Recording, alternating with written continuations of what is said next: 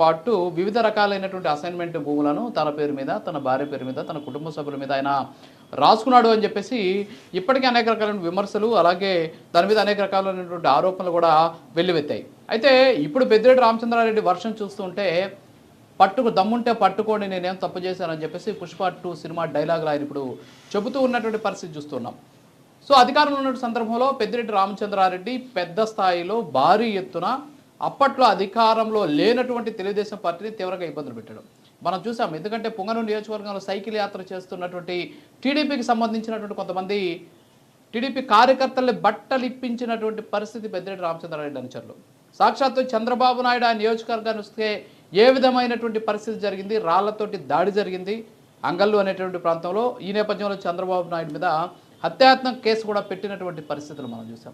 So ఇలాంటి సంఘటనలు కోకొల్లలు జరిగాయి.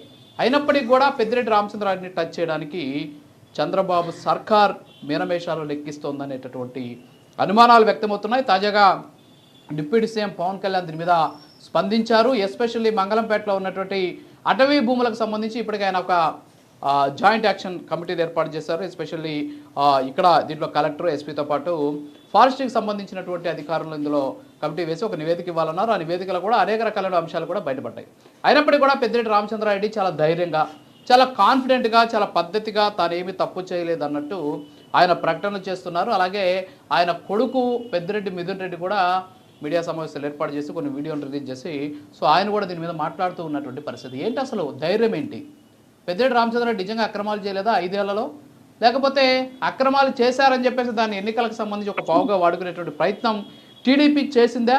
అసలు ఏం జరుగుతోంది అనేటటువంటి దాని మీద మనతోటి చర్చించేందుకు బీసీవై పార్టీ అధినేత, అలాగే పెద్దిరెడ్డి రామచంద్రారెడ్డితో సై అంటే సై, డి అంటే డి అని చెప్పి ఎదుర్కొనేటటువంటి ప్రయత్నం చేసినటువంటి వ్యక్తి, పెద్దిరెడ్డి రామచంద్రారెడ్డికి సంబంధించినటువంటి అవినీతి అక్రమాలతో పాటు ఆయన చేసినటువంటి అనేక రకాలైనటువంటి భూభాగవతాలకు సంబంధించి న్యాయ పోరాటం చేస్తున్నటువంటి బోడే రామచంద్ర యాదవ్ గారు మనతోటి జూమ్లో లైవ్లో సిద్ధంగా ఉన్నారు. సో వారితో మాట్లాడదాం.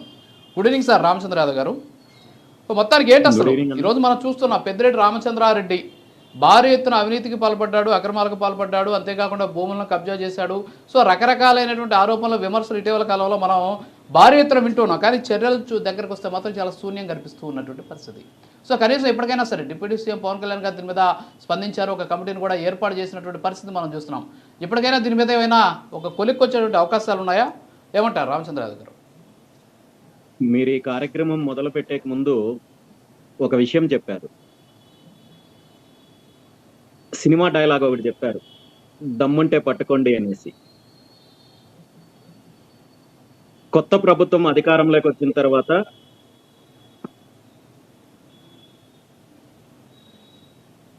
ఇప్పటి వరకు పెద్దిరెడ్డి రామచంద్రారెడ్డి గారికి సంబంధించి అనేక అంశాలు వెలుగులోకి వచ్చాయి, అనేక అవినీతి అంశాలు వెలుగులోకి వచ్చాయి. మదనపల్లి భూముల గురించి అయితే ఏమి, అదేవిధంగా ఎర్రచందనం గురించి అయితే ఏమి, పూర్తిగా ఈ రాష్ట్రంలో గత 5 సంవత్సరాల్లో ఎలాంటి అరాచకాలు చేశారనే దాని మీద అనేక ఆరోపణలు వచ్చాయి, ఆధారాలతో సహా వచ్చాయి. అతను చేసిన భూ దోపిడీకి సంబంధించి నేను ఎన్నోసార్లు ఆధారాలతో సహా మాట్లాడాను. కానీ ఇప్పటి వరకు ఇలాంటి సంఘటన జరిగిన ప్రతిసారి కూడా ఏదో ఒక రకంగా హడావుడి జరగడము, 2-3 రోజులు ఆ తర్వాత సైలెంట్ అయిపోవడం జరుగుతోంది. సో ఇవన్నీ చూస్తుంటే ఎవరు ఎన్ని మాట్లాడుకున్నా, ఎవరు ఎన్ని చేసినా, ఎన్ని కుంభకోణాలు బయటపడినా ఇప్పుడున్న కూటమి ప్రభుత్వము పెద్దిరెడ్డి రామచంద్రారెడ్డిని ఏమి చెయ్యలేదు, ఏమి చెయ్యలేని స్థితిలో ఉంది అనేది నేను చెప్పడం కాదు, ప్రజలు చెప్తున్నారు. సో ఇప్పటికైనా ఇన్ని జరుగుతున్నాయి. ఈ రోజు మీరు చూశారు, 2 రోజుల క్రితము మీడియాలో వచ్చిన అటవీ భూముల ఆక్రమణకు సంబంధించి, అక్కడ అక్రమ కట్టడాలకు సంబంధించి, నిధుల దుర్వినియోగం గురించి, వీటన్నింటి గురించి కూడా ప్రజలు చూస్తున్నారు. అయినా ప్రభుత్వము కమిటీల పేరు చెప్పో, లేదా దీనికి సంబంధించి విచారణ పేరు చెప్పో కాలయాపన చేయడం తప్ప ఇందులో ఎటువంటి ఫలితాన్ని అయితే మాత్రము ప్రజలు ఎక్స్పెక్ట్ చేయడం లేదన్నా. ఇలాంటివి కేవలం ఇది చాలా చిన్న అంశాలు. నిన్న మొన్న బయటకు వచ్చిన భూముల విషయాలైతే చాలా చిన్న అంశాలు. పెద్దిరెడ్డి రామచంద్రారెడ్డి, అతని కుటుంబము, అతని అనుచరులు, అతని బినామీలు ఈ రాష్ట్రంలో కొన్ని వేల ఎకరాలు దోచుకున్నారు.